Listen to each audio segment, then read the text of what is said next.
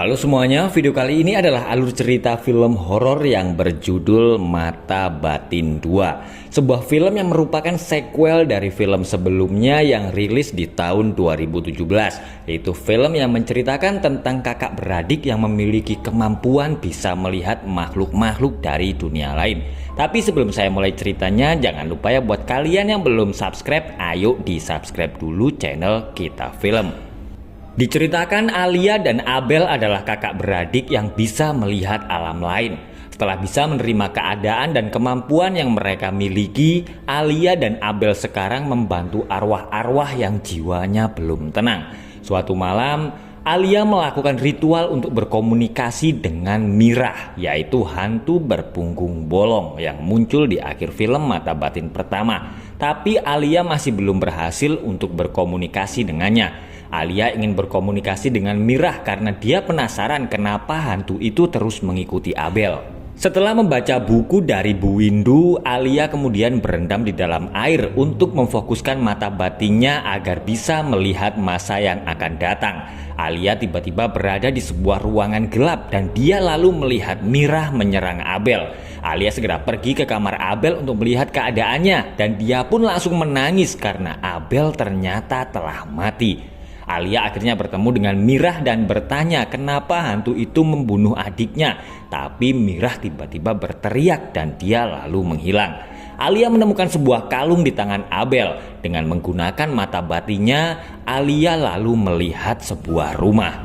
Setelah kematian Abel, Alia akhirnya menjual rumahnya dan memutuskan untuk tinggal di sebuah panti asuhan yang bernama Panti Asuhan Putri Kirana. Sesampainya di sana, Alia bertemu dengan pemilik panti asuhan yang bernama Pak Fadli. Alia lalu terkejut karena rumah yang dilihatnya melalui kalung adalah panti asuhan itu.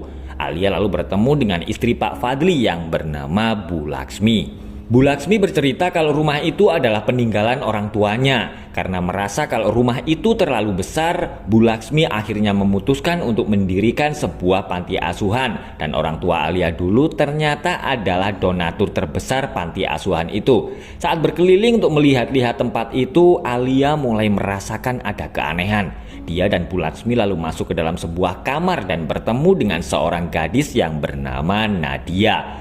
Selama ini anak-anak panti asuhan menganggap kalau Nadia adalah anak yang aneh. Salah satu anak yang bernama Malika bercerita kalau semalam Nadia bersembunyi di dalam lemari karena dia mendengar ada suara menyeramkan. Alia lalu mengambil buku milik Nadia dan dia melihat gambar sosok hantu perempuan berambut panjang. Di dalam kamar, Alia melihat lukisan yang tiba-tiba bergerak sendiri. Dia lalu memasang sebuah alat perekam di dalam kamar itu. Malamnya, Alia menyiapkan kamar sendiri untuk Nadia karena selama ini dia tidur dengan anak-anak kecil. Ternyata Nadia juga bisa melihat hantu sama seperti Alia dan Abel. Setelah tahu kalau Alia juga memiliki mata batin yang terbuka, Nadia lalu bercerita kalau dia sering mendengar suara-suara yang meminta tolong untuk dibebaskan.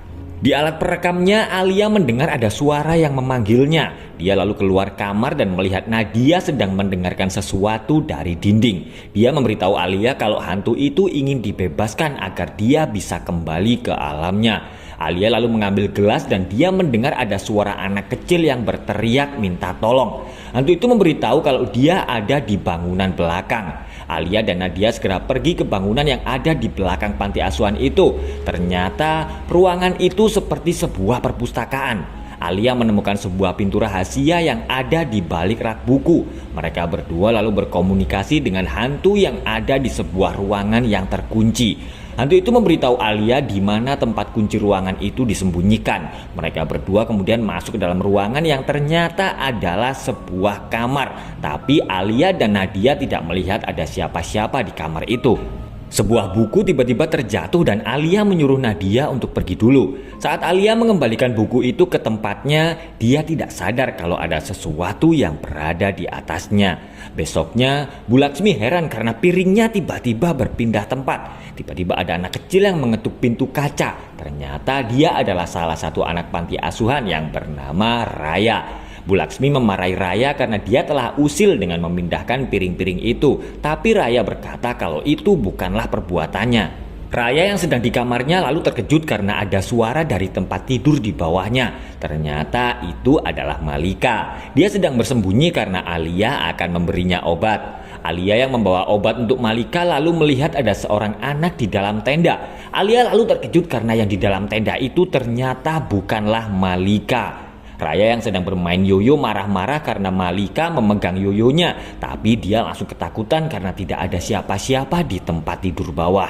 Raya langsung berteriak ketakutan karena ada tangan yang keluar dari bawah tempat tidur. Sementara itu, Malika melihat pintu bangunan belakang panti terbuka sendiri. Dia pun langsung ketakutan karena ada hantu anak kecil yang tertangkap kameranya. Nadia yang sedang di kamar melihat ada yang menarik sandalnya ke bawah tempat tidur. Hantu anak kecil itu tiba-tiba muncul dan menyerang Nadia. Beruntung Alia dan Bu Laksmi segera datang. Tapi Bu Laksmi malah menghukum Nadia karena dia mengira kalau Nadia telah merusak tempat tidurnya. Nadia lalu memberitahu Alia kalau yang telah merusak tempat tidurnya adalah hantu seorang anak perempuan. Alia lalu melihat Raya dan Malika yang sedang ketakutan dan dia pun langsung terkejut saat melihat foto yang diambil oleh Malika.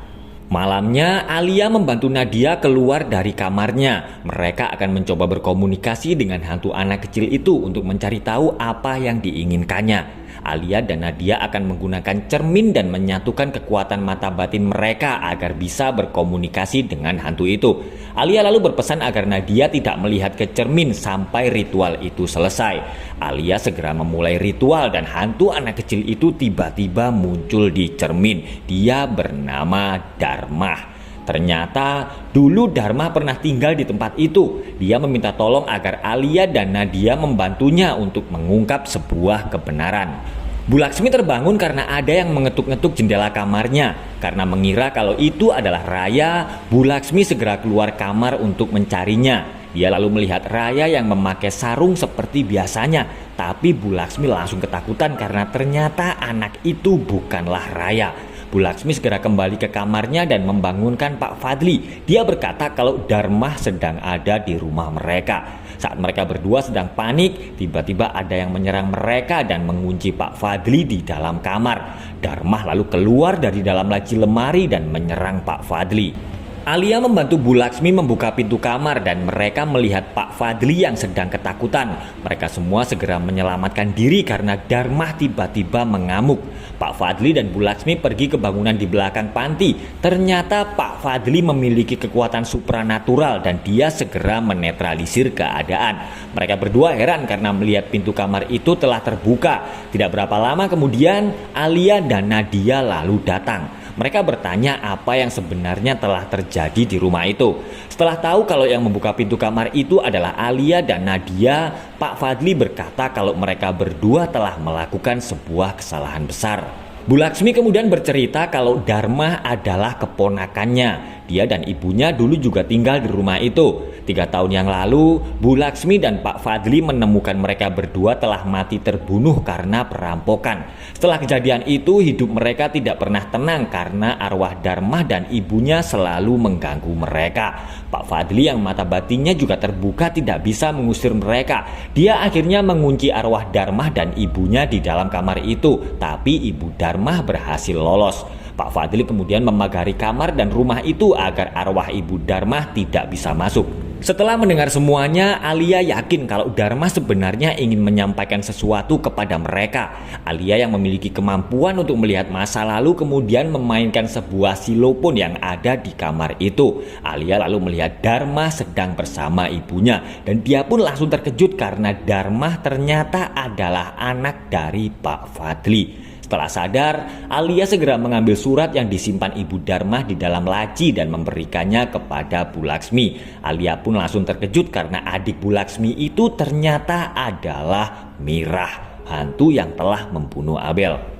Meskipun kebenaran tentang Dharma telah terungkap, tapi Alia masih merasa bingung kenapa Mirah membunuh Abel. Nadia berkata kalau Alia tidak akan bisa berkomunikasi dengan Mirah karena rumah itu telah dipagari. Dia lalu menyarankan agar mereka meminta bantuan Dharma untuk mengungkap kematian Abel.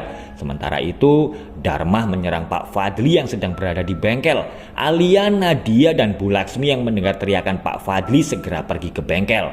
Mereka bertiga lalu melihat Pak Fadli yang sedang keras kerasukan arwah Dharma. Alia dan yang lain segera menghentikan Pak Fadli yang sedang melukai dirinya sendiri. Setelah berhasil mengikat Pak Fadli, Alia segera menghubungi Bu Windu untuk meminta bantuan karena energi kemarahan Dharma sangat besar. Bu Windu berpesan agar tidak ada yang mendekati Pak Fadli sampai dia datang. Bu Windu juga menyuruh Alia menggunakan kalung itu jika situasi bertambah parah karena kalung itu telah diberi mantra perlindungan. Alia meminta bantuan Nadia karena dia memiliki kemampuan menggambar makhluk-makhluk dari alam lain. Dengan dibantu oleh Alia, Nadia lalu mulai menggambar apa yang telah terjadi di masa lalu. Nadia melihat Dharma sedang membaca surat yang ditulis oleh ibunya. Dharma kemudian melihat ibunya yang sedang bertengkar dengan Pak Fadli. Mirah mengancam akan memberitahu semuanya kepada kakaknya dan juga Dharma. Karena merasa panik, Pak Fadli akhirnya membunuh Mirah dan Dharma. Dan kalung yang dipegang Abel itu ternyata adalah milik Mirah. Pak Fadli lalu mengubur kalung itu di depan rumah dan dia membuat seolah-olah Mirah dan Dharma telah mati terbunuh karena perampokan. Pak Fadli yang kerasukan berhasil melepaskan ikatan di tangannya. Nadia yang berusaha membantu menahan Pak Fadli harus terluka parah karena dia terkena tusukan. Alia sedang dalam bahaya karena Pak Fadli akan membunuhnya. Beruntung Bu Windu segera datang dan menyelamatkannya. Dharma yang merasuki Pak Fadli lalu berkata kalau mereka sebenarnya dendam dengan orang yang sama. Dharma memberitahu Alia kalau orang yang telah membunuh Abel sebenarnya adalah Pak Fadli. Dia membunuh Abel karena Abel sudah tahu tentang semuanya. Bu Windu lalu menyuruh Alia agar tidak terpengaruh dan tetap fokus agar Dharma tidak mengendalikannya. Bu Windu mulai membuka portal menuju ke alam gaib. Tapi Alia yang kehilangan konsentrasi tiba-tiba sudah berada di alam lain. Alia lalu melihat ada banyak orang yang sedang disiksa dan salah satu dari mereka adalah Pak Fadli yang sedang dicambuk oleh Dharma. Perlahan-lahan Dharma mendekati Alia dan memegang kepalanya. Alia tiba-tiba kembali ke waktu saat Abel masih hidup. Dia lalu melihat Abel yang sedang berkomunikasi dengan Mirah. Setelah mendapatkan petunjuk, Abel diam-diam pergi ke panti asuhan untuk mengambil kalung Mirah. Setelah menemukan kalung itu, Abel meminta agar Pak Fadli membebaskan arwah Dharma dan menyerahkan diri ke polisi. Karena merasa terancam, Pak Fadli akhirnya membunuh Abel. Setelah memberitahu semuanya, Dharma lalu mengajak Alia ikut bersamanya untuk menghabisi Pak Fadli. Bu Windu bingung karena dia butuh orang yang punya mata batin terbuka agar bisa menjemput Alia dan Pak Fadli di alam lain. Karena tidak ada pilihan lagi, Bu Windu terpaksa akan membuka mata batin Bu Laksmi agar dia bisa pergi ke alam lain. Sama seperti sebelumnya, siapapun yang pergi ke alam lain harus ditemani oleh yang bukan manusia. Bu Windu lalu menghilangkan pagar gaib di rumah itu agar dia bisa memanggil arwah untuk menemani Bu Laksmi. Bu Windu akhirnya membuka mata batin Bu Laksmi. Setelah mata batinnya terbuka, Bu Laksmi mendengar ada suara dari dalam kamar. Lampu tiba-tiba mati dan Bu Laksmi langsung ketakutan karena ada banyak hantu yang mengelilinginya. Bu Laksmi lalu terkejut karena dia melihat Nadia yang sedang menangis di kamarnya. Ternyata yang dilihat Bu Laksmi itu adalah arwah Nadia yang telah meninggal karena lukanya yang sangat parah. Nadia akan menemani Bu Laksmi pergi ke alam lain untuk menjemput Alia dan Pak Fadli. Bu Windu segera membuka portal dan mereka berdua akhirnya masuk ke dalam alam lain. Selama di situ mereka berdua harus tetap bergandengan tangan agar arwah-arwah itu tidak menangkap Bu Laksmi. Setelah melewati lorong yang penuh dengan hantu, Bu Laksmi dan Nadia akhirnya berhasil menemukan Alia dan juga Pak Fadli. Alia lalu berkata kalau Pak Fadli harus tetap berada di tempat itu karena dia telah membunuh Abel. Tiba-tiba muncul sebuah cahaya dan Abel datang untuk menemui kakaknya. Abel meminta agar Alia mau memaafkan Pak Fadli dan tidak menyimpan dendam. Abel lalu berkata kepada Pak Fadli kalau dia sudah memaafkannya. Mendengar itu Pak Fadli lalu menangis dan berterima kasih kepada Abel. Bu Laksmi yang merasa lega tidak sadar kalau dia telah melepaskan pegangan tangannya. Tidak lama kemudian Dharma lalu datang dan akan membunuh mereka semua. Tapi Mirah tiba-tiba muncul dan meminta Dharma untuk menghentikan perbuatannya. Abel menyuruh mereka semua agar segera kembali. Abel lalu berkata kepada Nadia kalau dia masih punya kesempatan kedua karena masih banyak yang membutuhkannya. Mirah meminta Darmah melepaskan dendamnya agar mereka berdua bisa bersama-sama pergi ke alam yang baik. Tapi Darmah yang melihat Pak Fadli akan kabur lalu segera berlari mengejar ayahnya. Beruntung mereka berempat bisa selamat dan berhasil keluar dari alam lain. Tapi ternyata Darmah telah merasuki Alia. Alia yang kerasukan lalu menyerang Bu Windu dan mengejar Pak Fadli yang berusaha kabur. Pak Fadli yang ketakutan lalu bersembunyi di dalam bengkel. Tapi ternyata Alia sudah berada di situ. Dia lalu mengambil gergaji dan Darmah akhirnya menghabisi ayahnya sendiri. Bu Windu yang berhasil masuk lalu segera mengeluarkan Darmah dari tubuh Alia dan dia lalu mengirim arwah Darmah kembali ke alamnya. Karena Darmah lebih memilih dendam dan amarah, maka dia akan ditempatkan di neraka. Bu Laksmi yang mata batinnya sudah terbuka bertemu dengan arwah adiknya dan Mirah akhirnya meminta maaf atas perbuatannya. Bu Laksmi lalu mengadopsi Nadia sebagai anaknya. Sementara itu, Bu Windu memberitahu kalau malam itu dia terlambat menutup portal sehingga ada arwah jahat yang masuk ke dunia manusia dan film pun selesai guys. Oke guys, itulah tadi alur cerita film horor yang berjudul Mata Batin 2. Terima kasih sudah menonton, sampai ketemu lagi di alur cerita film berikutnya, tetap di Kita Film.